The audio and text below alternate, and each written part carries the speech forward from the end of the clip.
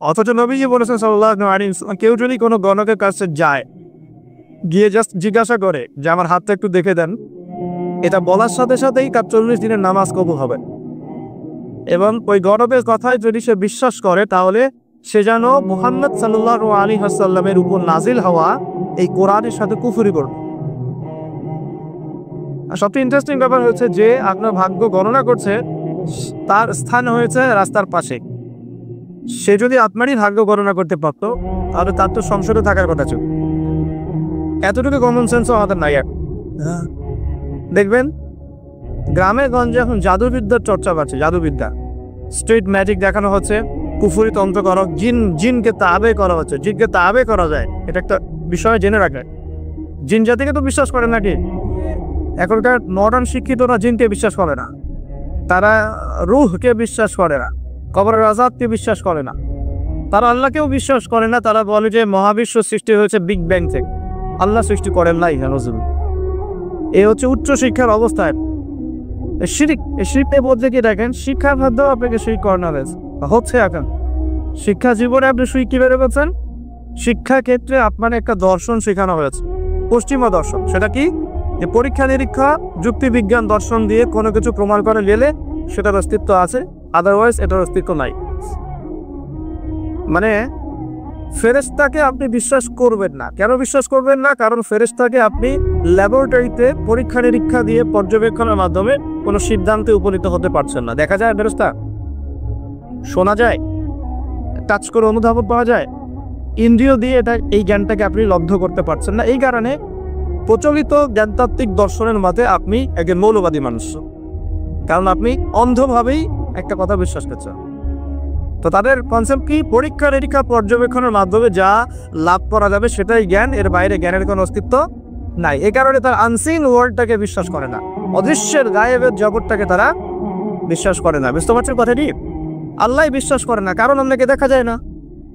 ফেরেশতা বিশ্বাস করে না, কারণ কি? কারণ ফেরেশতা দেখা যায় না। জিন জাতিকে বিশ্বাস করে না, বিকজ জিন জাতিকে দেখা যায় না। কবরের আযাব দেখা যায়, রূহ বা আত্মাকে দেখা যায় না, জান্নাত জাহান্নাম দেখা যায় না। যেটা দেখা যায় না সেটা বিশ্বাস করবে না। এই হলো জ্ঞানতাত্ত্বিক দর্শন। এই দর্শনে যদি আপনি পড়াশোনা করেন এবং এখান থেকে সার্টিফিকেট অর্জন করেন, আপনি বড় চাকরি পাবেন ঠিক ইনশাআল্লাহ। কিন্তু আপনি মধ্যপ্রাচ্যের যে কান্ট্রিগুলো আছে, গলফ কান্ট্রি, এগুলোকে গিয়ে বলেন যে আমি তেল কিনতে চাই, এই যে আমার ব্রিফ কেসে 1 কোটি টাকা আছে, বাংলাদেশি টাকা বা পাকিস্তানি রুপি, ঠিক আছে, বা টার্কিশ লিরা, এটা দিয়ে আমি তেল কিনতে চাই, আমাকে তেল দিবেন। গলফ কান্ট্রি কোনো নেতা আপনাকে তেল দিবে না। কেন দিবে না? যতক্ষণ পর্যন্ত না আপনি আপনার কারেন্সিটাকে ডলারে কনভার্ট করছেন, ততক্ষণ পর্যন্ত আপনাকে তারা তেল দিবে। এই ডলার আর অয়েল, ডলার এবং তেল, এই যে মিলবন্ধন স্বামী স্ত্রীর মতো, এটার নাম হচ্ছে পেট্রো ডলার। কি নাম? Petro dollar. আবু জেহেলের যুগটাকে বলা হতো আইয়ামে জাহিলিয়াত। কি বলা হতো? সবাই জানে আইয়ামে জাহিলিয়াত বলা হতো অন্ধকারাচ্ছন্ন যুগ। এই যুগের অন্ধকারাচ্ছন্ন পরিবেশে নিমজ্জিত মানুষগুলো ওই যুগটাকে আইয়ামে জাহিলিয়াত বলে। তো কেন তারা আইয়ামে জাহিলিয়াত বলতো? খুব গভীরভাবে লক্ষ্য করলে দেখা যায় যে সেখানে কয়েকটা মৌলিক পাপ ছিল, কিছু অজ্ঞতা ছিল। এই কারণে সেই যুগটাকে অজ্ঞতার যুগ বলা হয়েছে।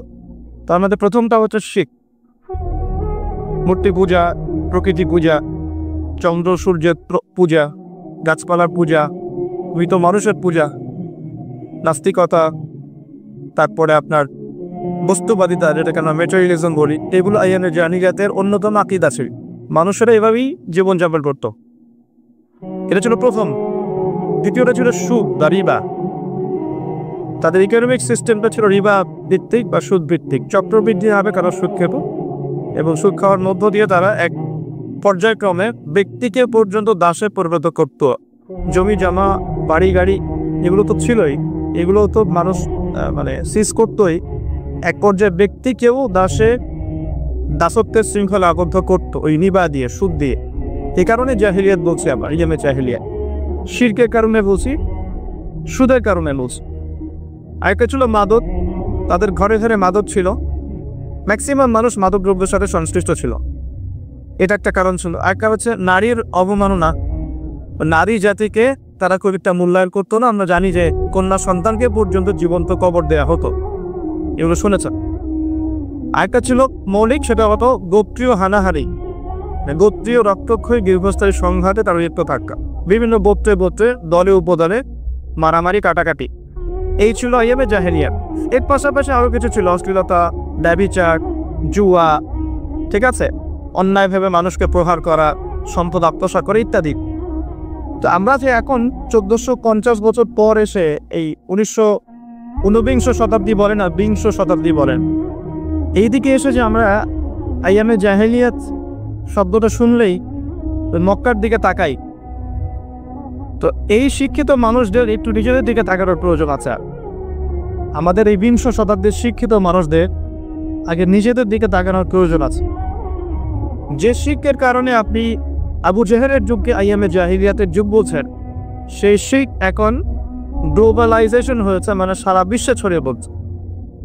আগে আবু জেহেলদের শিরিক ছিল একটা নির্দিষ্ট অঞ্চলের মধ্যে, এখন সেই শিরিকগুলো, শিখের মহাকাবগুলো মুসলিম অমুসলিম, দেশে দেশে, জেলায় জেলায়, থানায় থানায়, ইউনিয়নে সব জায়গায় একদম অক্টোপাসের মতো ছড়িয়ে পড়েছে। ওই শিরিক আপনার কাছেও আছে। আমি ওইদিকে পরে আসবেন সব, আগে আপনাকে বুঝিয়ে দেয় বিষয়। যে সুদের কারণে আপনি আইয়ামে জাহিলিয়াতকে অজ্ঞতার যুগ বলছেন, সেই সুদ এখন রন্ধ্রে রন্ধ্রে প্রবেশ করেছে। সুদ ছাড়া কোনো কান্ট্রি নাই এবং সুদ ছাড়া কোনো ব্যাংক নাই, এবং সুদ ছাড়া চলতে পারে এমন কোনো মুসলিমও এখন বেঁচে আছে কিনা আল্লাহ ভালো জানে। প্রত্যক্ষভাবে আপনি না খেলেও পরোক্ষভাবে আপনি আমি একসাথে সম্পৃক্ত। আমি যখন ইকোনমিক্স বুঝাবো তখন বুঝবেন এটা সুদ আছে, এবং এটা গ্লোবালাইজেশন হয়েছে, সারা বিশ্বে ছড়িয়ে রয়েছে। 3, যে মাদকের কারণে আপনি আইয়ামে জাহিলিয়াতকে অন্ধকারাচ্ছন্ন যুগ বলছেন, সেই মাদক এখন মুসলিমদের ঘরে ঘরে নাই। আর মাদক বলতে আমি কিন্তু যতটাও বুঝিয়েছি, ঠিক আছে, সিগারেটও বোঝাচ্ছে, আর বড় বড় স্কেলে যেগুলো আছে এগুলো তো বোঝাচ্ছি। যে নারীর অবমাননার কারণে আপনি আইয়ামে জাহিলিয়াতের যুগ বলছেন, সেই নারীর অবমাননা এখন মুসলিম অমুসলিম সকলের ঘরে ঘরে প্রবেশ করেছে, করে নাই? আচ্ছা, আর যে গোত্রীয় দ্বন্দ্বের কারণে আপনি আইয়ামে জাহিলিয়াতকে বলছেন তারা বর্বর ছিল, তোমরা হিংস্র ছিল ইত্যাদি, সেই গোত্রীয় দ্বন্দ্ব এখন ধর্মতাত্ত্বিক দ্বন্দ্ব এবং পলিটিক্যাল দ্বন্দ্বের রূপ নিয়েছে। আমার কথাগুলো কি বোঝা যায়? শিক্ষিত মানুষ যারা আছেন তারা হয়তো ইশারা বুঝতে পারবে না, সবকিছু তার খোলামেলা বলা যায় না, বলা যায়? আচ্ছা, আর যারা সমাজদার তাদের জন্য ইশারে যথেষ্ট। তো যে কথাটা বলছিলাম প্রিয় ভাইরা, যে মৌলিক কারণগুলোর কারণে আপনি আইয়ামে জাহিলিয়াতকে দেখে ছি করছেন, কেমন যুগ ছিল, বর্বর, নোংরা, মধ্যযুগীয় ইত্যাদি, সেই প্রত্যেকটা পাপ বা প্রত্যেকটা জাহিলিয়াত বর্তমান বিশ্বে পুরো গ্লোবালাইজেশন, মানে বিশ্বের আনাচে কানাচে এগুলো ছড়িয়ে পড়েছে। একই জিনিস, যে শিরক আবু জেহেলরা করতো, সেম শিরক আমরা করছে না? আবু জেহেলরা হয়তো লাখ, ওজ্জা, মানাত এগুলো পূজা করতো, তাই নাকি? আচ্ছা, এখনকার মুসলিমরা কিসের পূজা করে? দেখবেন মৃত মানুষের পূজা করে, কবরে সেজদা করে, মাজারকে তাস করছে। বলতে থাকলে অনেক বলা যায়। মুসলিম এই হাতে বালা পরে আছে, খোলে না। কেন খোলে না? তার ধারণা, তার আকীদা যে এটা খুলে ফেললে অমঙ্গল হবে, সে তার রোগ আর ভালো হবে না। মুসলিমের রাশি ফলে বিশ্বাস করে, পেপার চলে দেখে যে তার রাশি কি, সিংহ রাশির এই হবে, কন্যা রাশির এই হবে ইত্যাদি। মুসলিমরা দেখবে টিয়া পাখির মাধ্যমে ভাগ্য গণনা করছে রাস্তাঘাটে বসে বসে। অথচ নবীজি বলেছেন সাল্লাল্লাহু আলাইহি ওয়াসাল্লাম, কেউ যদি কোনো গণকের কাছে যায়, সে যদি আপনারই ভাগ্য গণনা করতে পারত, তাহলে তার তো সংসদে থাকার কথা ছিল। এতটুকু কমন সেন্সও আমাদের নাই। দেখবেন গ্রামে গঞ্জে এখন জাদুবিদ্যার চর্চা বাড়ছে। জাদুবিদ্যা, স্ট্রিট ম্যাজিক দেখানো হচ্ছে, পুফুরি তন্ত্র করা, জিনকে তাবে করা হচ্ছে, জিনকে তাবে করা যায়। এটা একটা বিষয় জেনে রাখেন। জিন জাতিকে তো বিশ্বাস করেন নাকি? এখনকার মডার্ন শিক্ষিতরা জিনকে বিশ্বাস করে না, তারা রুহকে বিশ্বাস করে না, কবরের আজাদকে বিশ্বাস করে না, তারা আল্লাহকেও বিশ্বাস করে না। তারা বলে যে মহাবিশ্ব সৃষ্টি হয়েছে বিগ ব্যাং থেকে, আল্লাহ সৃষ্টি করেন নাই। এই হচ্ছে উচ্চ শিক্ষার অবস্থা। শিরিক নিয়ে বলছে কি, দেখেন শিক্ষার মধ্যে আপনাকে শিরিক করানো হচ্ছে। এখন শিক্ষা জীবনে আপনি শিরিক কিভাবে পেয়েছেন? শিক্ষা ক্ষেত্রে আপনাকে একটা দর্শন শেখানো হয়েছে, পশ্চিমা দর্শন। সেটা কি? যে পরীক্ষা নিরীক্ষা, যুক্তি বিজ্ঞান দর্শন দিয়ে কোনো কিছু প্রমাণ করা গেলে সেটার অস্তিত্ব আছে, আদারওয়াইজ এটার অস্তিত্ব নাই। মানে ফেরেশতাকে আপনি বিশ্বাস করবেন না। কেন বিশ্বাস করবেন না? কারণ ফেরেশতাকে আপনি ল্যাবরেটরিতে পরীক্ষা নিরীক্ষা দিয়ে পর্যবেক্ষণের মাধ্যমে কোনো সিদ্ধান্তে উপনীত হতে পারছেন না। দেখা যায় ফেরেশতা, শোনা যায়, টাচ করে অনুভব পাওয়া যায়, ইন্দ্রিয় দিয়ে এই জ্ঞানটাকে আপনি লব্ধ করতে পারছেন না। এই কারণে প্রচলিত জ্ঞানতাত্ত্বিক দর্শনের মতে আপনি একজন মৌলবাদী মানুষ, কারণ আপনি অন্ধভাবেই একটা কথা বিশ্বাস করছেন। তো তাদের কনসেপ্ট কি? পরীক্ষা নিরীক্ষা পর্যবেক্ষণের মাধ্যমে যা লাভ করা যাবে সেটাই জ্ঞান, এর বাইরে জ্ঞানের কোনো অস্তিত্ব নাই। এই কারণে তারা আনসিন ওয়ার্ল্ডটাকে বিশ্বাস করে না, অদৃশ্যের গায়েবের জগৎটাকে তারা বিশ্বাস করে না। বুঝতে পারছেন কথাটি? আল্লাহ বিশ্বাস করে না, কারণ আল্লাহকে দেখা যায় না। ফেরেশতা বিশ্বাস করে না, কারণ কি? কারণ ফেরেশতা দেখা যায় না। জিন জাতিকে বিশ্বাস করে না, বিকজ জিন জাতিকে দেখা যায় না। কবরের আযাব দেখা যায়, রূহ বা আত্মাকে দেখা যায় না, জান্নাত জাহান্নাম দেখা যায় না। যেটা দেখা যায় না সেটা বিশ্বাস করবে না। এই হলো তাদের জ্ঞানতাত্ত্বিক দর্শন। এই দর্শনে যদি আপনি পড়াশোনা করেন এবং এখান থেকে সার্টিফিকেট অর্জন করেন, আপনি বড় চাকরি পাবেন ঠিক ইনশাআল্লাহ, কিন্তু আপনি সারা জীবন শিক্ষা ক্ষেত্রে মোশরেক হয়ে থাকবেন। শিক্ষা ক্ষেত্রে আপনি একজন মোশরেক হয়েছেন। প্রতিটা সেক্টরই আছে। ইকোনমিক সেক্টরে যাবেন, রিবা, আল্লাহ পাক রিবাকে হারাম করেছেন আর আমরা করেছি ফরজ। রিবাকে আল্লাহ পাক হারাম করেছেন, মায়ের সাথে জেরার কথা বলেছেন, আল্লাহর সাথে যুদ্ধের ঘোষণার সমান কথা বলেছেন, আর আমরা করেছি ফরজ। একটা কান্ট্রি ওয়ার্ল্ড ব্যাংকের আন্ডারে, IMF এর আন্ডারে একটা কান্ট্রি সুদ মুক্ত থাকতে পারবে না, পসিবল না। কখনোই তারা আপনাকে সুদ ছাড়া কোনো লোন দিবেন। এবং ওদের লোন শোধ করতে গিয়ে বহু দেশ আজকাল শ্রীলঙ্কা হয়ে যাচ্ছে। পড়াশোনা করে আরে লোন শোধ করতে গিয়ে বহু দেশ এখন শ্রীলঙ্কা হয়ে যাচ্ছে। না হয়ে গেলেও হওয়ার পথে 42টা দেশের লিস্ট করা হয়েছে। কয়টা? যাদের ইকোনমিক অবস্থা ক্রমশ নিম্নের দিকে যাচ্ছে, নিম্নমুখী হচ্ছে, হবেও। কারণ কি? বিকজ ইসলামিক অর্থনীতির যে একটা চিরায়ত মূলনীতি আল্লাহ পাক কোরআনে দিয়েছেন, এটা বলতে বলতে এখন আমার মুখে ফেনা উঠে যাচ্ছে। 1 নাম্বার, যাকাত ভিত্তিক অর্থনীতি, কৃষি ভিত্তিক অর্থনীতি, ব্যবসা ভিত্তিক অর্থনীতি, দান সদকা ভিত্তিক অর্থনীতি। এক কথায় ইসলামিক অর্থনীতি এবং এমন কারেন্সি যার ইন্ট্রিনসিক ভ্যালু আছে, অন্তর্নিহিত মান আছে, এগুলো যেহেতু আমরা এখন বাস্তবায়ন করতে পারছি না, এই কারণে পশ্চিমা অর্থনীতির যে সুদের মারপ্যাচ, এর মধ্যে আমরা পড়ে গেছি। এখান থেকে কেউ বের হতে পারছে না। অথচ সুদ সম্পর্কে আল্লাহ রাব্বুল আলামিন সূরা বাকারার মধ্যে বলেছেন 278 থেকে এই যে 81 পর্যন্ত করে দেখ, তোমরা সুদ ছেড়ে দাও। ওয়াইলাম তাফআল, যদি তোমরা এটা না করো, সুদ না ছাড়ো, তাহলে ফাযানু বিহারবি মিনাল্লাহি ওয়া রাসূলি, আল্লাহ এবং তার রাসূলের সাথে যুদ্ধের ঘোষণা শুনে রাখো। তো যুদ্ধ আমরা করছি আল্লাহ এবং রাসূলের বিরুদ্ধে। তো আল্লাহ এবং তার রাসূলের বিরুদ্ধে যুদ্ধ করে কেউ কি সফল হবে? এই কারণেই আল্লাহ পাকের হারামটাকে যে আমরা হালাল করে নিয়েছি, এটাও এক কথা শিরক। এটা কি? এটাও শিরক। আল্লাহ পাক দিয়েছেন দিনার দিরহাম, মার্কেটে আপনি ফিরে পাবেন না, হারাম করে দেওয়া হয়েছে। পশ্চিমারা বলেছে এটা ব্যান্ড, চলবে না। কি চলবে? ডলার। ডলার চলবে। ডলার হচ্ছে হার্ড কারেন্সি, বাকি সব সফট কারেন্সি। মানে আপনাকে যত কারেন্সি আছে এগুলোকে ডলারে কনভার্ট করে আন্তর্জাতিক বাজারে আপনার কেনাবেচা করতে হয়। আপনি আপনার টাকা দিয়ে করতে পারবেন না। ওটা হার্ড, শক্ত কারেন্সি, আপনারটা সফট, নরম। মানে ওদেরটাতে সোনা লাগানো আছে মনে হয়, আর আমাদেরটাতে সোনা নাই। কি বুঝলেন? তো এটা যে সারা ওয়ার্ল্ডকে রুল করছে বিকজ অফ এই ডলার। এর সাথে আবার আছে petroleum, black gold, black oil. যে আপনি তেল কিনতে চান, মধ্যপ্রাচ্যে যান, গিয়ে যে মধ্যপ্রাচ্যের যে কান্ট্রিগুলো আছে, গলফ কান্ট্রি, এগুলোকে গিয়ে বলেন যে আমি তেল কিনতে চাই।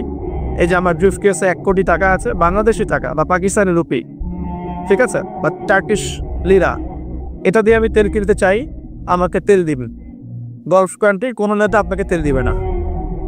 কেন দিবে না? যতক্ষণ পর্যন্ত আপনি আপনার কারেন্সিটাকে ডলারে কনভার্ট করছেন, ততক্ষণ পর্যন্ত আপনাকে কারা তেল দিবে না। যে ডলার আর অয়েল, ডলার এবং তেল, এই যে মিলবন্ধন স্বামী স্ত্রীর মতো, এটার নাম হচ্ছে পেট্রো ডলার। কি নাম? Petro dollar. এর কারণে আপনি স্বতন্ত্র স্বাধীনভাবে আপনি তেল কিনতে পারছেন। ইভেন সোনা দিয়েও তেল কিনতে পারছেন না, বাধা দিচ্ছে। গোল্ড দিব, আমাকে তেল দাও, সম্ভব না, বাধা দিচ্ছেন। তো এই যে সারা ওয়ার্ল্ডকে রুল করা, আমি তো ভালো একটা জায়গায় যাবো লেকচার ইনশাল্লাহ, সবর করে।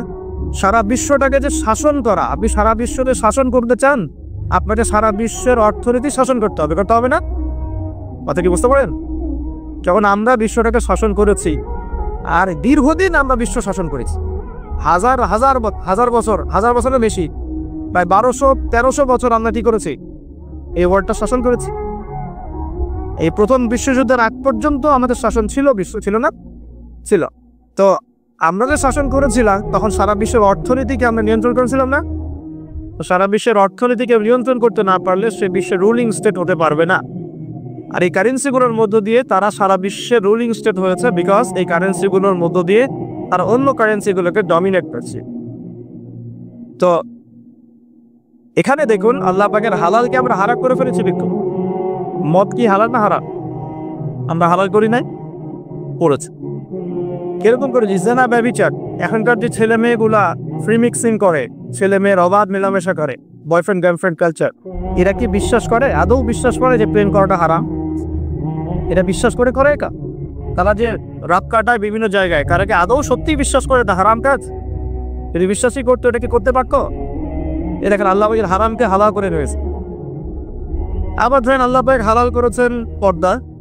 তো আপনি এখন পর্দা করতে গেলে কিছু মানুষ বলছে যে এ তো পিছিয়ে গেছে, এ তো মৌলবাদী হয়ে গেছে, এই মেয়ে তো এগুলো পোশাক এখন চলে না, এগুলো তো আগে চলতো এখন চলে না, এখন তো এগিয়ে যাওয়ার যুগ, বরং কাপড় খোলার যুগ এখন, তাই না? কি এখন তো মানুষ কাপড় খুলে বেড়াচ্ছে না?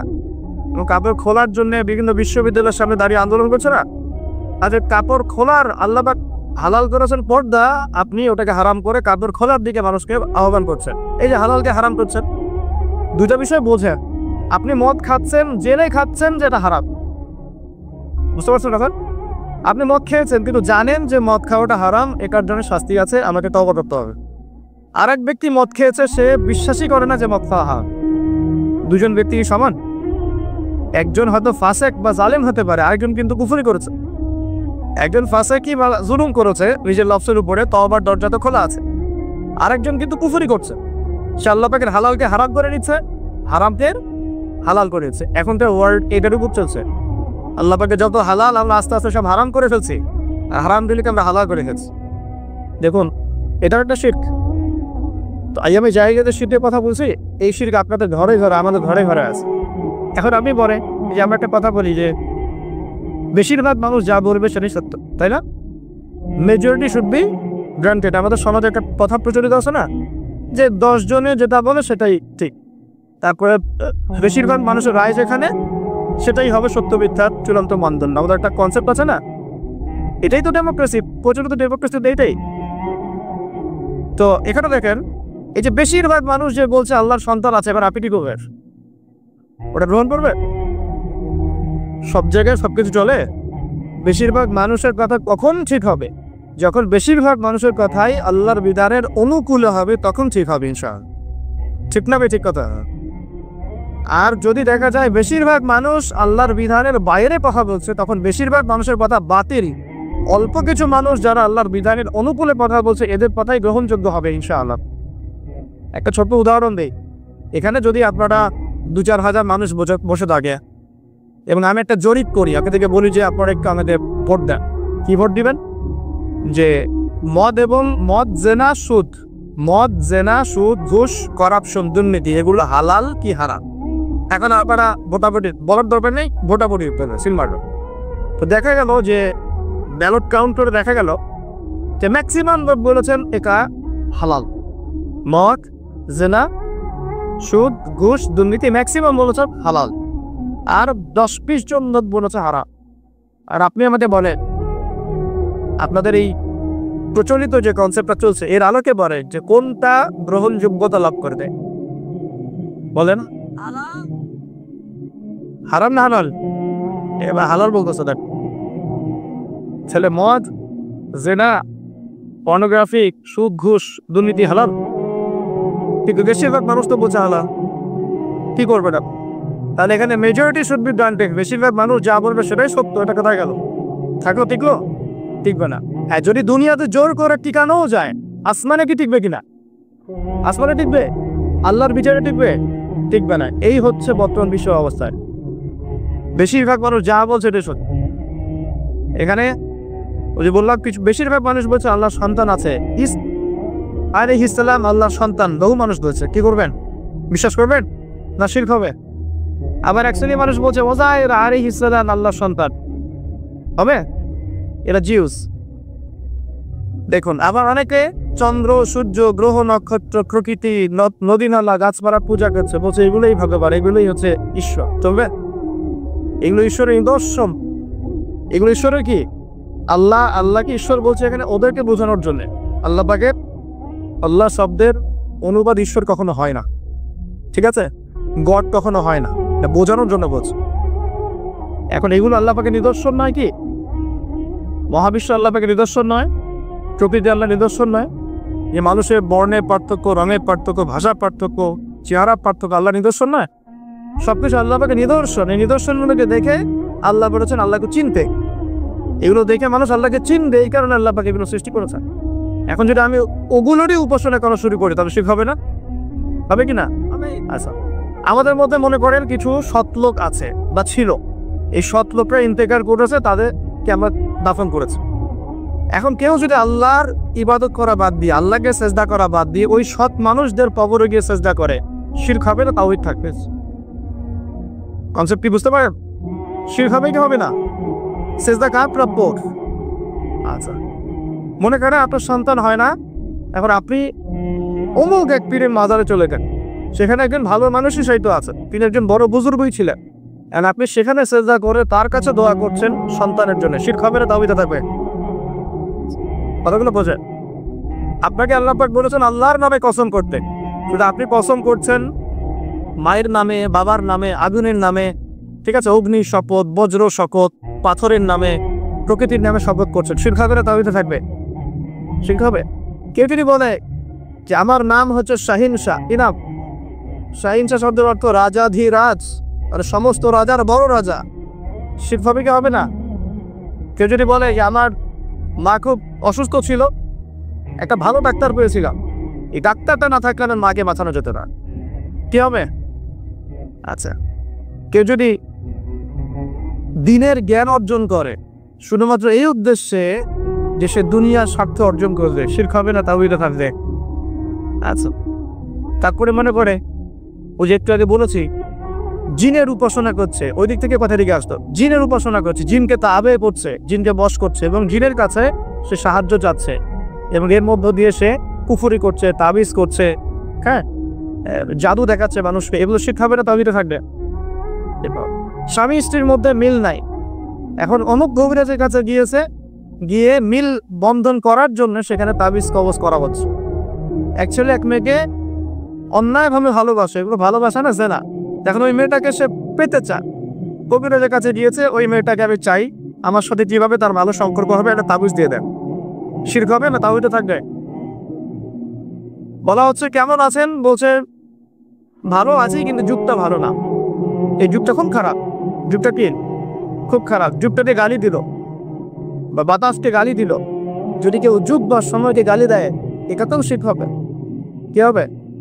যদি আপনাকে বলি যে ভাই এটা কি পারবেন, সে বললো হ্যাঁ পারবো, আগামীকাল করব, কি বললো? আগামীকাল করব, ইনশাআল্লাহ বললো না, তাওহীদ থাকবে? বলতে হবে ইনশাআল্লাহ আগামীকাল। অনেক বিষয় আছে, এগুলো বলতে গেলে সারা রাত চলে যাবে। এক কথায় আমি শর্ট করে বসে আপনাকে যে আকীদা, বিশ্বাসের মধ্যে মানুষ শিরক করছে, যে কেউ বিশ্বাস করছে আল্লাহ বলতে কেউ নাই, বিগ ব্যাং দিয়ে মহাবিশ্ব সৃষ্টি হয়েছে। কেউ বলছে আল্লাহ আছেন, আরো ইলা আছে, আল্লাহ আছেন, আরো ইলা আছে, শিরক হয়ে যাবে। কেউ বলছে যে আল্লাহ পর্যন্ত পৌঁছাতে আমার মাধ্যম লাগবে। মাধ্যম হচ্ছে মৃত মানুষেরা, যারা বড় বড় সৎ মানুষ ছিলেন, পীর বুজুর্গ ছিলেন, যারা মারা গেছেন, তাদের ইবাদতের মধ্য দিয়ে, তাদের কাছে সেজদা করার মধ্য দিয়ে আমি আল্লাহ পর্যন্ত পৌঁছে যাবো, শিরক হবে না? আল্লাহ আল্লাহকে সেজদা করতে বলেছেন, আমরা যদি আল্লাহকে সেজদা না করে অন্য কাউকে সেজদা করি কি হবে? আল্লাহ পাক বলেছেন মুখলিসিন লাহুদ্দিন, ইখলাসের সাথে আল্লাহর সন্তুষ্টি অর্জনের জন্য নামাজ পড়তে, কুরবানি করতে।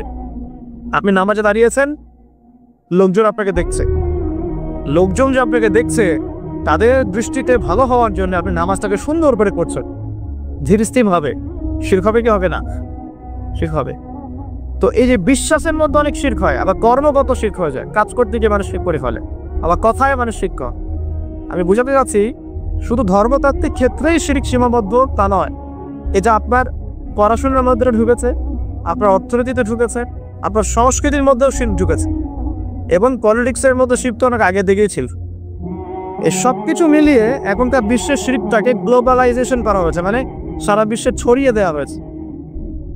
এখন শিরকের যে স্কেল, আবু জাহেল আবু লাহাবদের যে শিরকের স্কেল ছিল সেটা যদি এতটুকু হয়, এখনকার শিরকের স্কেল এত বড়। এখন বলে কে জাহিলিয়াতের মধ্যে আছে? ওরাই কি শুধু আইয়ামে জাহিলিয়াতি ছিল না? আমরাও আছি। ওদের প্রবলেম ছিল রিবা। এখন এই রিবা বা সুদ সারা বিশ্বে ছড়িয়ে পড়েছে কি পড়ে নাই? সুদ খান না আপনি? খান, না হলে দেন, না হলে সাক্ষী থাকেন, না হলে লিখে রাখেন, দ্বিচক্ষতে পড়ে। এই যে নবী সাল্লাল্লাহু আলাইহি ওয়াসাল্লাম বলেছেন আলামাতুস সাআ, কিয়ামতের অন্যতম নিদর্শন হচ্ছে ওয়ান তারাল হুফাতাল উরাতাল আলাতা রিয়াশাই ইয়াতাতাওয়ালুনা ফিল বুনিয়ান। কিয়ামতের অন্যতম নিদর্শন হচ্ছে সমাজের সবচেয়ে নিম্ন শ্রেণীর মানুষ, রাখাল শ্রেণীর মানুষ, রাখাল পায়ে স্যান্ডেল নাই, গায়ে জামা নাই, এইরকম শ্রেণীর মানুষ উঁচু উঁচু বিল্ডিং নির্মাণে প্রতিযোগিতা করবে। কি করবে? প্রতিযোগিতা করবে। দেখেন একটু বুঝাই। ওই সময় কিন্তু রোমানদের বিল্ডিং ছিল, পারস্যের বিল্ডিং ছিল, চাইনিজ সভ্যতা ছিল, অনেক সভ্যতা হলো ছিল। নবীজি বলেন না যে ধনীরা প্রতিযোগিতা করবে, নবীজি বলছেন গরিব রাখাল শ্রেণীর মানুষরা বিল্ডিং নির্মাণের প্রতিযোগিতা যখন করবে তখন কিয়ামত হবে। এটা কিয়ামতের নিদর্শন।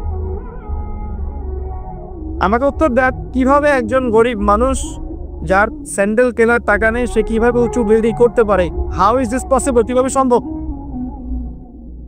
দুইটা ওয়ে আছে। এক, রিবা, যান লোন নেন বিল্ডিং করেন, ব্যাস। আর কি? করাপশন, পণ্যের সম্পদ আত্মসাৎ করেন, আপনি এটা করতে পারেন। আমানতের খেয়ানত করেন, সত্যকে মিথ্যা বানান, মিথ্যাকে সত্য বানান, সুদ খান, ঘুষ খান, দুর্নীতি করেন, আপনি এটা করতে পারছেন। তো দেখুন, তাহলে এটা সারা ওয়ার্ল্ডে ছড়িয়ে পড়েছে কি পড়ে নাই? আমরা সবাই কম বেশি রিবার সাথে সম্পৃক্ত আছি। এবং মাদকের কথা বলেছি, সারা বিশ্বে ছাড়াই নাই।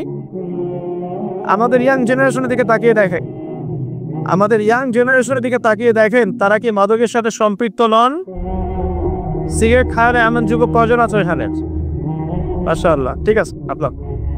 আল্লাহ পাক কবুল করুন। ইসলামপন্থীদের দ্বারাই কিছুটা সম্ভব, ইসলামপন্থীদের দ্বারাই সম্ভব আসলে মাদক থেকে দূরে থাকা। অন্যদের দ্বারা কি সম্ভব? প্রত্যেকটা ইউনিভার্সিটিতে যান, আমরা পড়াশোনা করেছি না, ছেলে মেয়ে একসাথে বসে স্মোক করছে না? করছে। মানুষ স্মোক করাটা তো এখন ফ্যাশন। এখন তো মানুষ গাঁজা, ইয়াবা, ফেন্সিং, হেরো এটাই পড়তে চলে যাচ্ছে, যায় নাই? তোকের যে ভয়াবহতা আমাদের মাদকদ্রব্য নিয়ন্ত্রণ অধিদপ্তরকে জিজ্ঞাসা করলে বুঝবে যে কি পরিমাণ মাদক বাংলাদেশে চলছে। তো এই জাহিলিয়াত এখন নাই ভাই। তারপরে নারীর যে অবমাননার কথা বলেছিলাম, এটা নাই।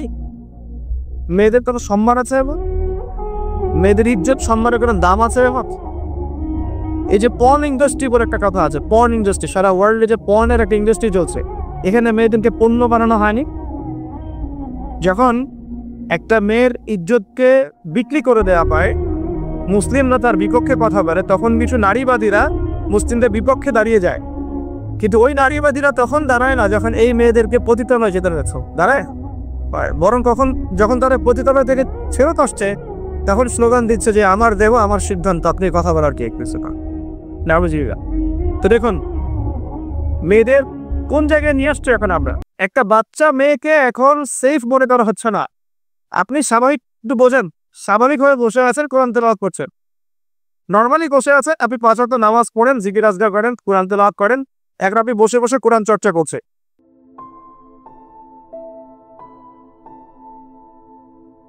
অথচ নবীজি বলেছেন সাল্লাল্লাহু আলাইহি ওয়াসাল্লাম, কেউ যদি কোনো গণকের কাছে যায়, গিয়ে জাস্ট জিজ্ঞাসা করে যে আমার হাতটা একটু দেখে দেন, এটা বলার সাথে সাথেই তার 40 দিনের নামাজ কবুল হবে। এবং ওই গণকের কথায় যদি সে বিশ্বাস করে তাহলে সে যেন মুহাম্মদ সাল্লাল্লাহু আলাইহি ওয়াসাল্লামের উপর নাজিল হওয়া এই কোরআনের সাথে কুফরি করবে। আর সবচেয়ে ইন্টারেস্টিং ব্যাপার হচ্ছে যে আপনার ভাগ্য গণনা করছে, তার স্থান হয়েছে রাস্তার পাশে। সে যদি আপনারই ভাগ্য গণনা করতে পারতো তাহলে তার তো সংসদে থাকার কথা ছিল। এতটুকু কমন সেন্সও আমাদের নাই। দেখবেন গ্রামে গঞ্জে এখন জাদুবিদ্যার চর্চা পাচ্ছে, জাদুবিদ্যা, স্ট্রিট ম্যাজিক দেখানো হচ্ছে, কুফরি তন্ত্র করা, জিনকে তাবে করা হচ্ছে, জিনকে তাবে করা যায়। এটা একটা বিষয় জেনে রাখে। জিন জাতিকে তো বিশ্বাস করে নাকি? এখনকার মডার্ন শিক্ষিতরা জিনকে বিশ্বাস করে না, তারা রুহকে বিশ্বাস করে না, কবরের আযাবকে বিশ্বাস করে না, তারা আল্লাহকেও বিশ্বাস করে না। তারা বলে যে মহাবিশ্ব সৃষ্টি হয়েছে বিগ ব্যাং থেকে, আল্লাহ সৃষ্টি করেন নাই। এই হচ্ছে উচ্চ শিক্ষার অবস্থায় শিরিক। এই শিরিকের মধ্যে কি দেখেন, শিক্ষার মাধ্যমে আপনাকে শিরিক করানো হচ্ছে। এখন শিক্ষা জীবনে আপনি শিরিক কি বের করছেন? শিক্ষা ক্ষেত্রে আপনার একটা দর্শন শেখানো হয়েছে, পশ্চিমা দর্শন। সেটা কি? যে পরীক্ষা নিরীক্ষা, যুক্তি বিজ্ঞান, দর্শন দিয়ে কোনো কিছু প্রমাণ করে গেলে সেটার অস্তিত্ব আছে, আদারওয়াইজ এটার অস্তিত্ব নাই। মানে ফেরেশতাকে আপনি বিশ্বাস করবেন না। কেন বিশ্বাস করবেন না? কারণ ফেরেশতাকে আপনি ল্যাবরেটরিতে পরীক্ষা নিরীক্ষা দিয়ে পর্যবেক্ষণের মাধ্যমে কোনো সিদ্ধান্তে উপনীত হতে পারছেন না। দেখা যায় ফেরেশতা, শোনা যায়, টাচ করে অনুধাবন করা যায়, ইন্দ্রিয় দিয়ে এই জ্ঞানটাকে আপনি লব্ধ করতে পারছেন না। এই কারণে প্রচলিত জ্ঞানতাত্ত্বিক দর্শনের মতে আপনি একজন মৌলবাদী মানুষ, কারণ আপনি অন্ধভাবেই একটা কথা বিশ্বাস করছেন। তো তাদের কনসেপ্ট কি? পরীক্ষা নিরীক্ষা পর্যবেক্ষণের মাধ্যমে যা লাভ করা যাবে সেটাই জ্ঞান, এর বাইরে জ্ঞানের কোনো অস্তিত্ব নাই। এই কারণে তারা আনসিন ওয়ার্ল্ডটাকে বিশ্বাস করে না, অদৃশ্যের গায়েবের জগৎটাকে তারা বিশ্বাস করে না। বুঝতে পারছেন কথাটি? আল্লাহ বিশ্বাস করে না, কারণ আপনাকে দেখা যায় না।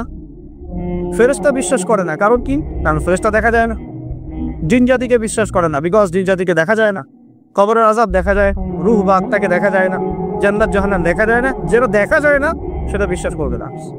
এই হলো জ্ঞানতাত্ত্বিক দর্শন। এই দর্শনে যদি আপনি পড়াশোনা করেন এবং এখান থেকে সার্টিফিকেট অর্জন করেন, আপনি বড় চাকরি পাবেন ঠিক ইনশাআল্লাহ। কিন্তু আপনি মধ্যপ্রাচ্যের যে কান্ট্রিগুলো আছে, গলফ কান্ট্রি, এগুলোকে গিয়ে বলেন যে আমি তেল কিনতে চাই, এই যে আমার ব্রিফ কেসে 1 কোটি টাকা আছে, বাংলাদেশি টাকা বা পাকিস্তানি রুপি, ঠিক আছে, বা টার্কিশ লিরা, এটা দিয়ে আমি তেল কিনতে চাই, আমাকে তেল দিন। গলফ কান্ট্রি কোনো নেতা আপনাকে তেল দিবে না। কেন দিবে না? যতক্ষণ পর্যন্ত না আপনি আপনার কারেন্সিটাকে ডলারে কনভার্ট করছেন, ততক্ষণ পর্যন্ত আপনাকে তারা তেল দিবে না। যে ডলার আর অয়েল, ডলার এবং তেল, এই যে মিলবন্ধন স্বামী স্ত্রীর মতো, এটার নাম হচ্ছে পেট্রো ডলার। কি নাম? Petro dollar. আবু জেহেলের যুগটাকে বলা হতো আইয়ামে জাহিলিয়াত। কি বলা হতো? সবাই জানে আইয়ামে জাহিলিয়াত বলা হতো অন্ধকারাচ্ছন্ন যুগ। এই যুগের অন্ধকারাচ্ছন্ন পরিবেশে নিমজ্জিত মানুষগুলো ওই যুগটাকে আইয়ামে জাহিলিয়াত বলে। তো কেন তারা আইয়ামে জাহিলিয়াত বলতো? খুব গভীরভাবে লক্ষ্য করলে দেখা যায় যে সেখানে কয়েকটা মৌলিক পাপ ছিল, কিছু অজ্ঞতা ছিল। এই কারণে সেই যুগটাকে অজ্ঞতার যুগ বলা হতো। তার মধ্যে প্রথমটা হচ্ছে শিরক, মূর্তি পূজা, প্রকৃতি পূজা, চন্দ্র সূর্যের পূজা, গাছপালার পূজা, মৃত মানুষের পূজা, নাস্তিকতা, তারপরে আপনার বস্তুবাদিতা, যেটাকে আমরা ম্যাটেরিয়ালিজম বলি, এগুলো আইয়ামে জাহিলিয়াতের অন্যতম আকীদা ছিল। মানুষেরা এভাবেই জীবনযাপন করত। এটা ছিল প্রথম। দ্বিতীয়টা ছিল সুদ বা রিবা। তাদের ইকোনমিক সিস্টেমটা ছিল রিবা ভিত্তিক বা সুদ ভিত্তিক। চক্রবৃদ্ধি হবে কারণ সুদ খেত, এবং সুদ খাওয়ার মধ্য দিয়ে তারা এক পর্যায়ক্রমে ব্যক্তিকে পর্যন্ত দাসে পরিণত করত। জমি জমা, বাড়ি গাড়ি, এগুলো তো ছিলই, এগুলো তো মানুষ সিজ করতোই। এক পর্যায়ে ব্যক্তিকেও দাসত্বের শৃঙ্খলা আবদ্ধ করতো ওই রিবা দিয়ে, সুদ দিয়ে। এই কারণে জাহিলিয়াত বলছি। আবার আইয়ামে জাহিলিয়াত শিরকের কারণে বলছি, সুদের কারণে বলছি। আরেকটা ছিল মাদক। তাদের ঘরে ঘরে মাদক ছিল, ম্যাক্সিমাম মানুষ মাদক দ্রব্যের সাথে সংশ্লিষ্ট ছিল, এটা একটা কারণ ছিল। আরেকটা হচ্ছে নারীর অবমাননা। নারী জাতিকে তারা খুব একটা মূল্যায়ন করতো না। আমরা জানি যে কন্যা সন্তানকে পর্যন্ত জীবন্ত কবর দেয়া হতো, এগুলো শুনেছেন। আরেকটা ছিল মৌলিক, সেটা হতো গোত্রীয় হানাহারি, গোত্রীয় রক্তক্ষয়ী দীর্ঘস্থায়ী সংঘাতে তার লিপ্ত থাকা, বিভিন্ন গোত্রে গোত্রে, দলে উপদলে মারামারি, কাটাকাটি। এই ছিল আইয়ামে জাহিলিয়াত। এর পাশাপাশি আরও কিছু ছিল, অশ্লীলতা, ব্যভিচার, জুয়া, ঠিক আছে, অন্যায়ভাবে মানুষকে প্রহার করা, সম্পদ আত্মসাৎ করা ইত্যাদি। তো আমরা যে এখন 1450 বছর পর এসে এই 19ঊনবিংশ শতাব্দী বলেন আর বিংশ শতাব্দী বলেন, এই দিকে এসে যে আমরা আইয়ামে জাহিলিয়াত শব্দটা শুনলেই মক্কার দিকে তাকাই। তো এই শিক্ষিত মানুষদের একটু নিজেদের দিকে তাকানোর প্রয়োজন আছে। আমাদের এই বিংশ শতাব্দীর শিক্ষিত মানুষদের আগে নিজেদের দিকে তাকানোর প্রয়োজন আছে। যে শিক্ষের কারণে আপনি আবু জেহেলের যুগকে আইয়ামে জাহিলিয়াতের যুগ বলছেন, সেই শিখ এখন গ্লোবালাইজেশন হয়েছে, মানে সারা বিশ্বে ছড়িয়ে পড়ছে। আগে আবু জেহেলদের শিরক ছিল একটা নির্দিষ্ট অঞ্চলের মধ্যে, এখন সেই শিরকগুলো, শিরকের মহাকাবগুলো মুসলিম অমুসলিম, দেশে দেশে, জেলায় জেলায়, থানায় থানায়, ইউনিয়নে সব জায়গায় একদম অক্টোপাসের মতো ছড়িয়ে পড়েছে। ওই শিরক আপনার কাছেও আছে। আমি ওইদিকে পরে আসবেন সব, আগে আপনাকে বুঝিয়ে দেই বিষয়। যে সুদের কারণে আপনি আইএমএ জাহিলিয়াতকে অজ্ঞতার যুগ বলছেন, সেই সুদ এখন রন্ধ্রে রন্ধ্রে প্রবেশ করেছে। সুদ ছাড়া কোনো কান্ট্রি নাই এবং সুদ ছাড়া কোনো ব্যাংক নাই, এবং সুদ ছাড়া চলতে পারে এমন কোনো মুসলিমও এখন বেঁচে আছে কিনা আল্লাহ ভালো জানে। প্রত্যক্ষভাবে আপনি না খেলেও পরোক্ষভাবে আপনি আমি একসাথে সম্পৃক্ত। আমি যখন ইকোনমিক্স বুঝাবো তখন বুঝবেন এটা সুদ আছে, এবং এটা গ্লোবালাইজেশন হয়েছে, সারা বিশ্বে ছড়িয়ে পড়েছে। 3, যে মাদকের কারণে আপনি আইএমএ জাহিলিয়াতকে অন্ধকারাচ্ছন্ন যুগ বলছেন, সেই মাদক এখন মুসলিমদের ঘরে ঘরে নাই। আর মাদক বলতে আমি কিন্তু যত বুঝিয়েছি, ঠিক আছে? সিগারেটও বোঝাচ্ছে, আরে বড় বড় স্কেলও যেগুলো আছে এগুলো তো বোঝাচ্ছি। যে নারীর অবমাননার কারণে আপনি আইএমএ জাহিলিয়াতের যুগ বলছেন, সেই নারীর অবমাননা এখন মুসলিম অমুসলিম সকলের ঘরে ঘরে প্রবেশ করেছে, করে নাই? আচ্ছা, আর যে গোত্রীয় দ্বন্দ্বের কারণে আপনি আইএমএ জাহিলিয়াতকে বলছেন তারা বর্বর ছিল, তোমরা হিংস্র ছিল ইত্যাদি, সেই গোত্রীয় দ্বন্দ্ব এখন ধর্মতাত্ত্বিক দ্বন্দ্ব এবং পলিটিক্যাল দ্বন্দ্বের রূপ নিয়েছে। আমার কথাগুলো কি বোঝা যায়? শিক্ষিত মানুষ যারা আছেন তারা হয়তো ইশারা বুঝতে পারবে না, সবকিছু তার খোলামেলা বলা যায় না, বলা যায়? আচ্ছা, আর যারা সমাজদার তাদের জন্য ইশারে যথেষ্ট। তো যে কথাটা বলছিলাম প্রিয় ভাইরা, যে মৌলিক কারণগুলোর কারণে আপনি আইএমএ জাহিলিয়াতকে দেখে ছি করছেন, ছি কেমন যুগ ছিল, বর্বর, নোংরা, মধ্যযুগীয় ইত্যাদি, সেই প্রত্যেকটা পাপ বা প্রত্যেকটা জাহিলিয়াত বর্তমান বিশ্বে পুরো গ্লোবালাইজেশন মানে বিশ্বের আনাচে কানাচে এগুলো ছড়িয়ে পড়েছে। একই জিনিস, যে শিরক আবু জেহেলরা করতো, সেম শিরক আমরা করছে না? আবু জেহেলরা হয়তো লাত, উজ্জা, মানাত এগুলো পূজা করতো, তাই নাকি? আচ্ছা, এখনকার মুসলিমরা কিসের পূজা করে? দেখবেন মৃত মানুষের পূজা করে, কবরে সেজদা করে, মাজারকে তাওয়াফ করছে। বলতে থাকলে অনেক বলা যায়। মুসলিম হাতে বালা পরে আছে, খোলে না। কেন খোলে না? তার ধারণা, তার আকীদা যে এটা খুলে ফেললে অমঙ্গল হবে, সে তার রোগ আর ভালো হবে না। শীত মুসলিমের রাশি ফলে বিশ্বাস করে, পেপার চলে দেখে যে তার রাশিটি সিংহ রাশির এই হবে, কন্যা রাশির এই হবে ইত্যাদি। মুসলিমরা দেখবেন টিয়া পাখির মাধ্যমে ভাগ্য গণনা করছে রাস্তাঘাটে বসে বসে। অথচ নবীজি বলেছেন সাল্লাল্লাহু আলাইহি ওয়াসাল্লাম, কেউ যদি কোনো গণকের কাছে যায়, সে যদি আপনারই ভাগ্য গণনা করতে পারতো তাহলে তার তো সংসদে থাকার কথা ছিল। এতটুকু কমন সেন্সও আমাদের নাই। এক দেখবেন গ্রামে গঞ্জে এখন জাদুবিদ্যার চর্চা বাড়ছে, জাদুবিদ্যা, স্ট্রিট ম্যাজিক দেখানো হচ্ছে, কুফরি তন্ত্র করা, জিনকে তাবে করা হচ্ছে, জিনকে তাবে করা যায়। এটা একটা বিষয় জেনে রাখেন। জিন জাতিকে তো বিশ্বাস করেন নাকি? এখনকার মডার্ন শিক্ষিতরা জিনকে বিশ্বাস করে না, তারা রুহকে বিশ্বাস করে না, কবরের আযাবকে বিশ্বাস করে না, তারা আল্লাহকেও বিশ্বাস করে না। তারা বলে যে মহাবিশ্ব সৃষ্টি হয়েছে বিগ ব্যাং থেকে, আল্লাহ সৃষ্টি করেন নাই। এই হচ্ছে উচ্চ শিক্ষার অবস্থা। শিরিক নিয়ে বলতে গিয়ে দেখেন শিক্ষার মধ্যেও আপনাকে শিরিক করানো হচ্ছে। এখন শিক্ষা জীবনে আপনি শিরিক কিভাবে পেয়েছেন? শিক্ষা ক্ষেত্রে আপনাকে একটা দর্শন শেখানো হয়েছে, পশ্চিমা দর্শন। সেটা কি? যে পরীক্ষা নিরীক্ষা, যুক্তি বিজ্ঞান দর্শন দিয়ে কোনো কিছু প্রমাণ করা গেলে সেটার অস্তিত্ব আছে, আদারওয়াইজ এটার অস্তিত্ব নাই। মানে ফেরেশতাকে আপনি বিশ্বাস করবেন না। কেন বিশ্বাস করবেন না? কারণ ফেরেশতাকে আপনি ল্যাবরেটরিতে পরীক্ষা নিরীক্ষা দিয়ে পর্যবেক্ষণের মাধ্যমে কোনো সিদ্ধান্তে উপনীত হতে পারছেন না। দেখা যায় ফেরেশতা, শোনা যায়, টাচ করে অনুভব পাওয়া যায়, ইন্দ্রিয় দিয়ে এই জ্ঞানটাকে আপনি লব্ধ করতে পারছেন না। এই কারণে প্রচলিত জ্ঞানতাত্ত্বিক দর্শনের মতে আপনি একজন মৌলবাদী মানুষ, কারণ আপনি অন্ধভাবেই একটা কথা বিশ্বাস করছেন।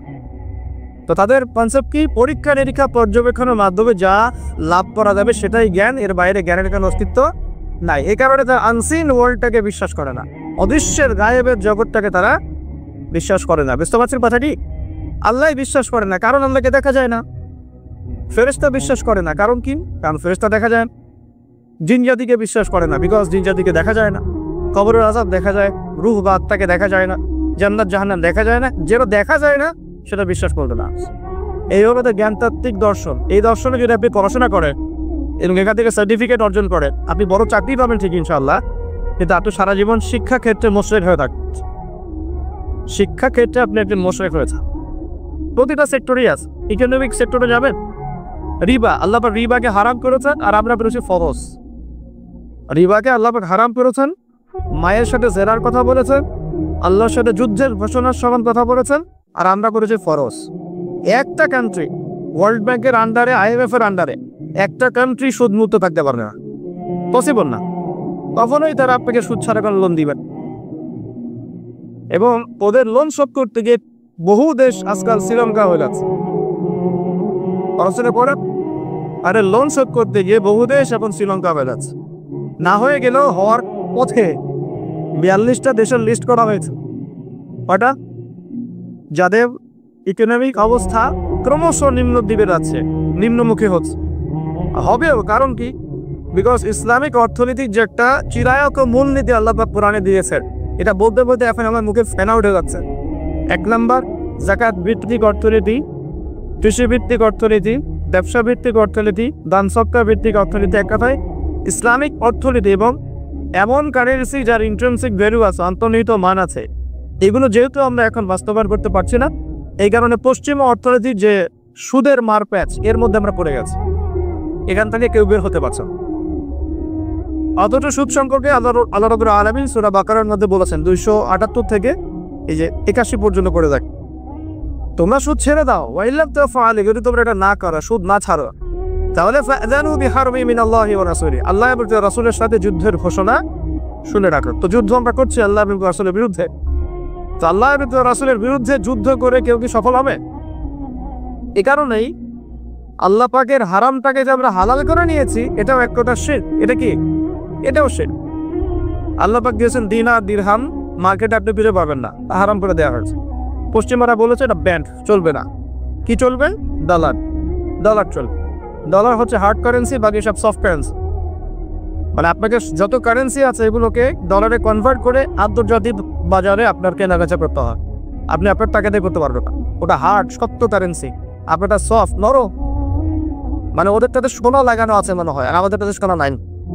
কি বুঝলেন? তো এটা যে সারা ওয়ার্ল্ডকে রুল করছে বিকজ অফ এই ডলার। এর সাথে আবার আছে petroleum, black gold, black oil. যে আপনি তেল কিনতে চান, মধ্যপ্রাচ্যে যান, গিয়ে যে মধ্যপ্রাচ্যের যে কান্ট্রিগুলো আছে, গলফ কান্ট্রি, এগুলোকে গিয়ে বলেন যে আমি তেল কিনতে চাই, এই যে আমার ব্রিফ কেসে 1 কোটি টাকা আছে, বাংলাদেশি টাকা বা পাকিস্তানি রুপি, ঠিক আছে, বা টার্কিশ লিরা, এটা দিয়ে আমি তেল কিনতে চাই, আমাকে তেল দিবেন। গলফ কান্ট্রি কোনো নেতা আপনাকে তেল দিবে না। কেন দিবে না? যতক্ষণ পর্যন্ত আপনি আপনার কারেন্সিটাকে ডলারে কনভার্ট করছেন, ততক্ষণ পর্যন্ত আপনাকে খারাপ তেল দিবে না। যে ডলার আর অয়েল, ডলার এবং তেল, এই যে মিলবন্ধন স্বামী স্ত্রীর মতো, এটার নাম হচ্ছে পেট্রো ডলার। কি নাম? Petro dollar. এর কারণে আপনি স্বতন্ত্র স্বাধীনভাবে আপনি তেল কিনতে পারছেন। ইভেন সোনা দিয়েও তেল কিনতে পারছেন না, বাধা দিচ্ছেন। গোল্ড দিব, আমাকে তেল দাও, সম্ভব না, বাধা দিচ্ছেন।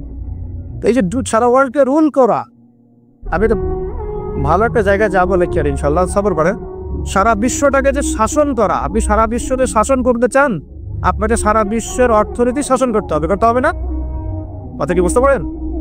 যখন আমরা বিশ্বটাকে শাসন করেছি, আর দীর্ঘদিন আমরা বিশ্ব শাসন করেছি, হাজার বছর, হাজার বছরের বেশি, প্রায় 1200-1300 বছর আমরা কি করেছি? এই ওয়ার্ল্ডটা শাসন করেছি। এই প্রথম বিশ্বযুদ্ধের আগ পর্যন্ত আমাদের শাসন ছিল, বিশ্ব ছিল না? ছিল। তো আমরা যে শাসন করেছিলাম, তখন সারা বিশ্বের অর্থনীতিকে আমরা নিয়ন্ত্রণ করেছিলাম না? তো সারা বিশ্বের অর্থনীতিকে নিয়ন্ত্রণ করতে না পারলে সে বিশ্বের রুলিং স্টেট হতে পারবে না। আর এই কারেন্সিগুলোর মধ্য দিয়ে তারা সারা বিশ্বের রুলিং স্টেট হয়েছে, বিকজ এই কারেন্সিগুলোর মধ্য দিয়ে তারা অন্য কারেন্সিগুলোকে ডমিনেট করছে। তো এখানে দেখুন, আল্লাহ পাকের হালালকে আমরা হারাম করে ফেলেছি। বিক্ষোভ, মদ কি হালাল না হারাম? আমরা হালাল করি নাই, করেছে। কিরকম করেছি? জেনা, ব্যভিচার। এখনকার যে ছেলে মেয়েগুলা ফ্রি মিক্সিং করে, ছেলে মেয়ের অবাধ মেলামেশা করে, বয়ফ্রেন্ড গার্লফ্রেন্ড কালচার, এরা কি বিশ্বাস করে? আদৌ বিশ্বাস করে যে প্রেম করাটা হারাম? এটা বিশ্বাস করে একা? তারা যে রাত কাটায় বিভিন্ন জায়গায়, তারা কি আদৌ সত্যি বিশ্বাস করে এটা হারাম কাজ? যদি বিশ্বাসই করতো, এটা কি করতে পারতো? এ দেখেন আল্লাহ পাকের হারামকে হালাল করে রয়েছে। আবার ধরেন আল্লাহ পাক হালাল করেছেন পর্দা, তো আপনি এখন পর্দা করতে গেলে কিছু মানুষ বলছে যে এ তো পিছিয়ে গেছে, এ তো মৌলবাদী হয়ে গেছে, এই মেয়ে তো এগুলো পোশাক এখন চলে না, এগুলো তো আগে চলতো এখন চলে না, এখন তো এগিয়ে যাওয়ার যুগ, বরং কাপড় খোলার যুগ এখন, তাই না কি? এখন তো মানুষ কাপড় খুলে খুলে বেড়াচ্ছে না, কাপড় খোলার জন্য বিভিন্ন বিশ্ববিদ্যালয়ের সামনে দাঁড়িয়ে আন্দোলন করছে না। আচ্ছা, কাপড় খোলার আল্লাহ পাক হালাল করেছেন পর্দা, আপনি ওটাকে হারাম করে কাপড় খোলার দিকে মানুষকে আহ্বান করছেন। এই যে হালালকে হারাম করছেন, দুইটা বিষয় বোঝেন। আপনি মদ খাচ্ছেন, জেনে খাচ্ছেন যে এটা হারাম, বুঝতে পারছেন কথা? আপনি মদ খেয়েছেন কিন্তু জানেন যে মদ খাওয়াটা হারাম, এটার জন্য শাস্তি আছে, আমাকে তওবা করতে হবে। আর এক ব্যক্তি মদ খেয়েছে, সে বিশ্বাসই করে না যে মদ খাওয়া হারাম। দুজন ব্যক্তি সমান? একজন হয়তো ফাসেক বা জালেম হতে পারে, আরেকজন কিন্তু কুফরি করেছে।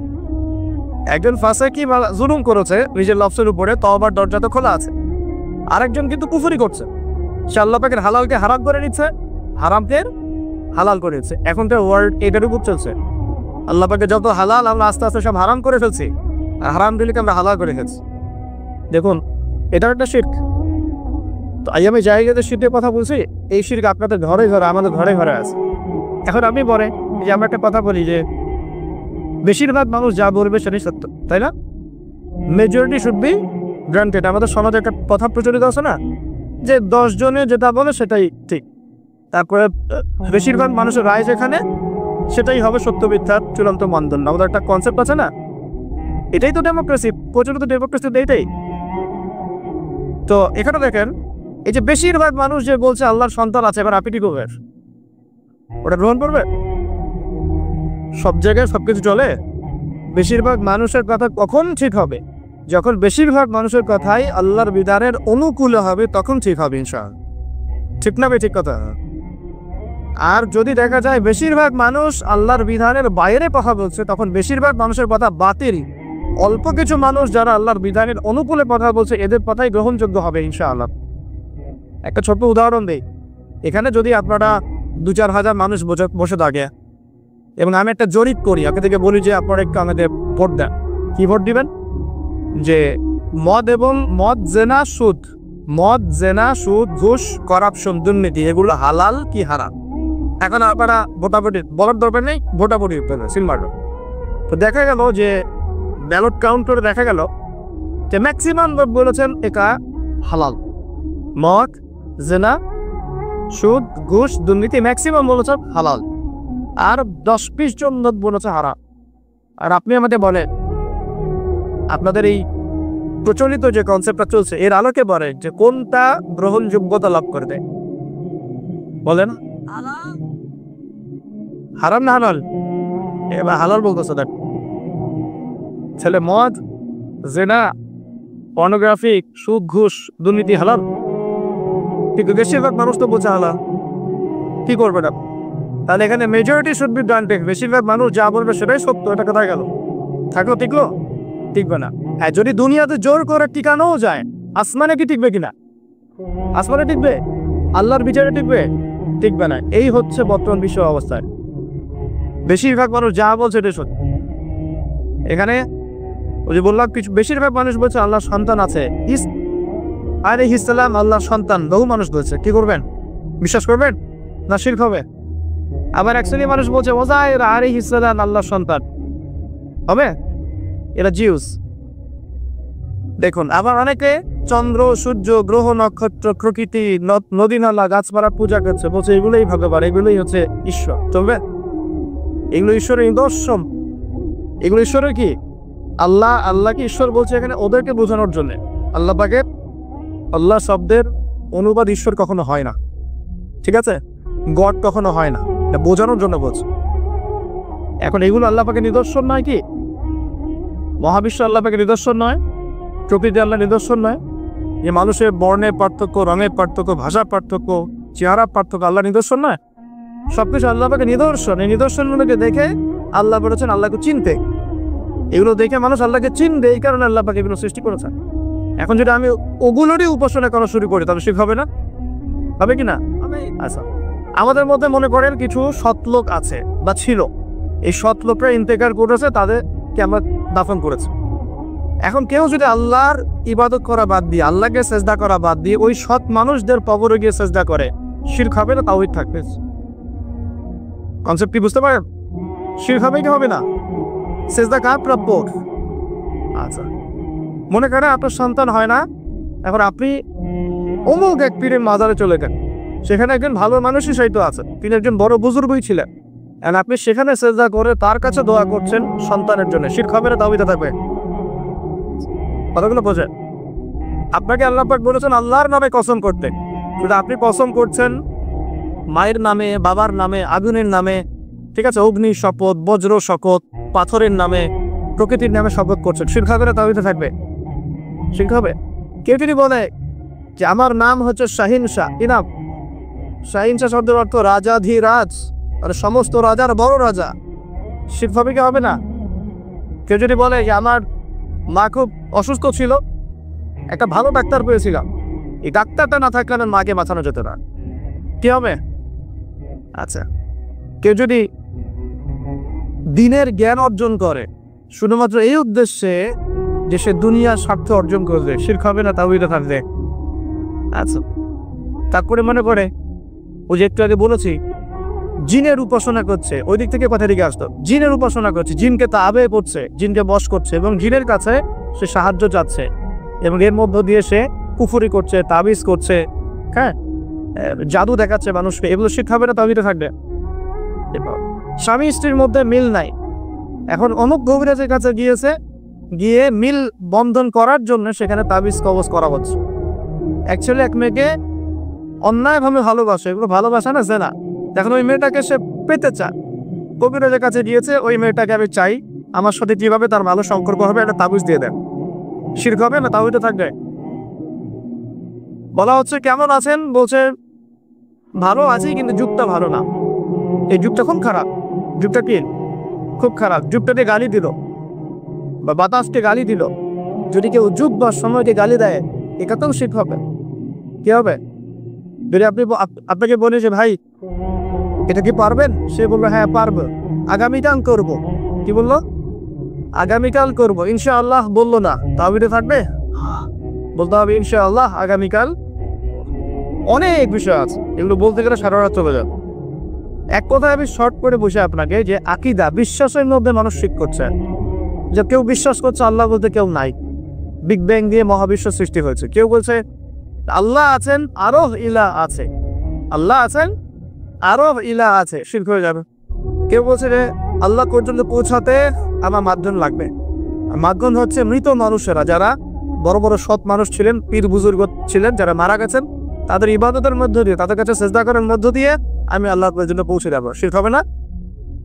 আল্লাহ আল্লাহকে সেজদা করতে বলেছেন, আমরা যদি আল্লাহকে সেজদা না করে অন্য কাউকে সেজদা করি কি হবে? আল্লাহ পাক বলেছেন মুখলিসিন লাহুদ্দিন, ইখলাসের সাথে আল্লাহর সন্তুষ্টি অর্জনের জন্য নামাজ পড়তে, কুরবানি করতে। আপনি নামাজে দাঁড়িয়েছেন, লোকজন আপনাকে দেখছে, লোকজন যে আপনাকে দেখছে তাদের দৃষ্টিতে ভালো হওয়ার জন্য আপনি নামাজটাকে সুন্দর করে করছেন, ধীরস্থির হবে, শিরক হবে কি হবে না? শিরক হবে। তো এই যে বিশ্বাসের মধ্যে অনেক শিরক হয়, আবার কর্মগত শিরক হয়ে যায়, কাজ করতে গিয়ে মানুষ শিরক করে ফেলে, আবার কথায় মানুষ শিরক করে। আমি বুঝাতে যাচ্ছি শুধু ধর্মতাত্ত্বিক ক্ষেত্রেই শিরক সীমাবদ্ধ তা নয়, এটা আপনার পড়াশোনার মধ্যে ঢুকেছে, আপনার অর্থনীতিতে ঢুকেছে, আপনার সংস্কৃতির মধ্যেও শিরক ঢুকেছে, এবং পলিটিক্সের মধ্যে শিরক তো অনেক আগে থেকেই ছিল। এই সব কিছু মিলিয়ে এখনকার বিশ্বের শিরকটাকে গ্লোবালাইজেশন করা হয়েছে, মানে সারা বিশ্বে ছড়িয়ে দেওয়া হয়েছে। এখন শিরকের যে স্কেল, আবু জাহেল আবু লাহাবদের যে শিরকের স্কেল ছিল সেটা যদি এতটুকু হয়, এখনকার শিরকের স্কেল এত বড়। এখন বলে কে জাহিলিয়াতের মধ্যে আছে? ওরাই কি শুধু আইয়ামে জাহিলিয়াতি ছিল না? আমরাও আছি।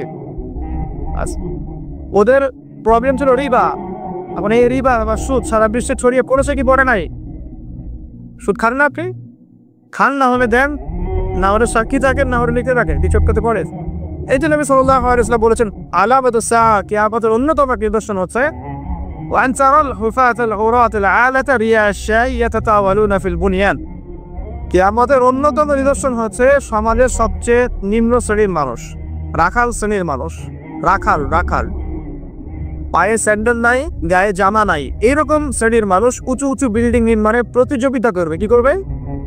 প্রতিযোগিতা করবে। দেখেন একটু বুঝাই, ওই সময় কিন্তু রোমানদের বিল্ডিং ছিল, পারস্যের বিল্ডিং ছিল, চাইনিজ সভ্যতা ছিল, অনেক সভ্যতা হলো ছিল।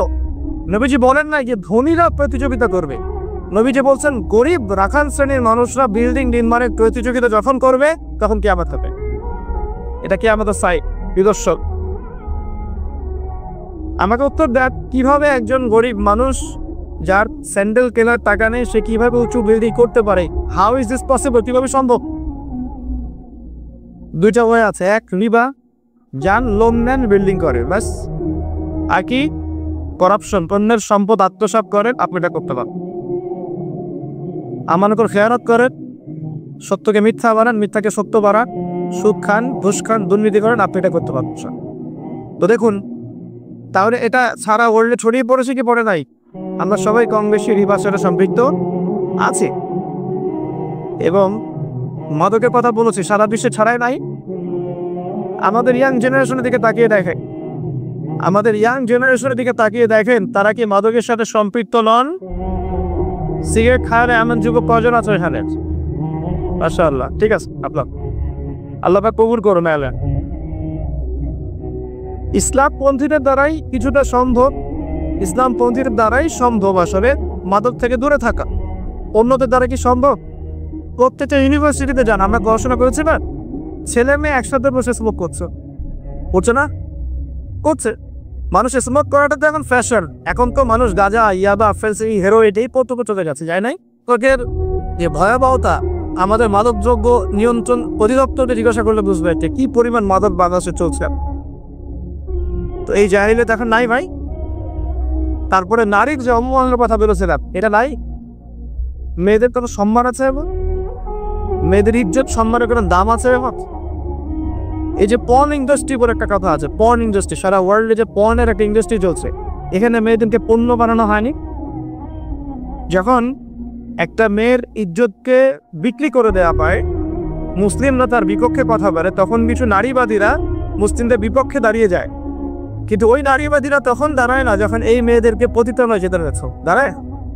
বরং যখন তারা পতিতালয় থেকে ফেরত আসছে, তখন স্লোগান দিচ্ছে যে আমার দেব, আমার সিদ্ধান্ত, আপনি কথা বলার কি কিছু না। তো দেখুন মেয়েদের কোন জায়গায় নিয়ে আসছে এখন আমরা। একটা বাচ্চা মেয়েকে এখন সেফ মনে করা হচ্ছে না।